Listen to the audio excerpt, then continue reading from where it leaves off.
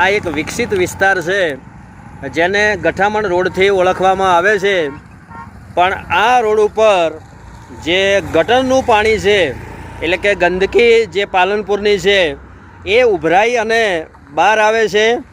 અને આ ગટરનું જે પાણી છે એ રોડ ઉપર તમને હું બતાવવાનો પ્રયત્ન કરીશ કે જે ટુ વ્હીલર છે એ ટુ વ્હીલર તો બિલકુલ અહીંથી ચાલી શકે એમ નથી.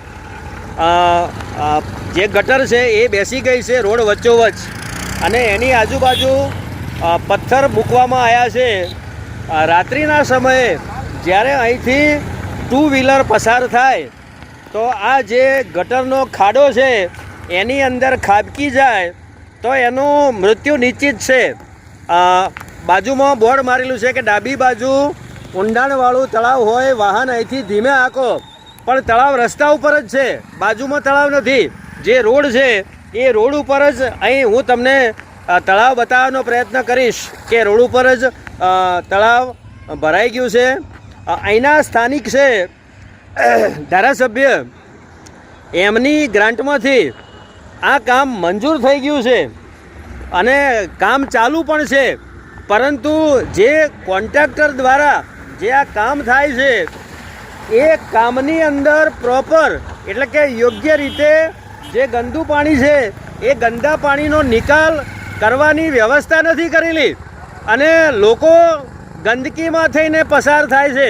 આજે રવિવાર છે અને રવિવારના દિવસે આ રોડ ઉપર આગળ જતા એટલે કે ટીંબાવાળા સધીમાનું જે મંદિર છે એ સધીમાના મંદિરે દર્શન કરવા જતા હોય છે લોકો.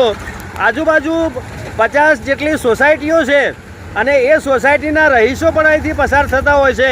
આગળ આ ગઠામણ જે ગામ છે ત્યાં 20 થી 25 ગામો પણ આવેલા છે અને લોકો અહીં હજારોની સંખ્યામાં અવર જવર કરતા હોય છે, પરંતુ જે ગટરનું પાણી છે એ નીકળીને બહાર આવી રહ્યું છે.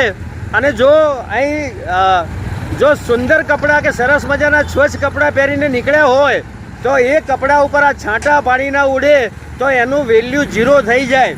તો આ જે કામ છે એ કામ તળાવની અંદર ગંદુ પાણી ગટરનું નાખતા પહેલાં પ્રોપર રીતે આનો નિકાલ કરી અને પછી આ જે કામ છે એ કરવું જોઈએ. રસ્તા ઉપર જે પથ્થર પડેલા છે એની અંદર 2 થી 5 ફૂટ જેટલો ખાડો છે અને એ ખાડાની અંદર પાણી ઉભરાઈ અને બહાર જાય છે. અહીં ગંદકીનો પારાવાર છે.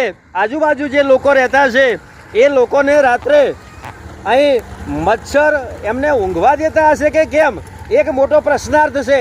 કેટલી ગંદકી છે. આ જે રોડ છે એ મેઇન રોડ છે, પરંતુ આ રોડનું અહીંનું જે લેવલ છે એ લેવલ ન હોવાના કારણે, ખાડો પડી ગયા હોવાને કારણે ગંદકીનું જે પાણી છે એ સતત બહાર આવી રહ્યું છે. તો આ પાણીનો યોગ્ય નિકાલ કરી રસ્તાની વ્યવસ્થા થાય એવું અહીંના સ્થાનિક લોકો ઈચ્છે છે.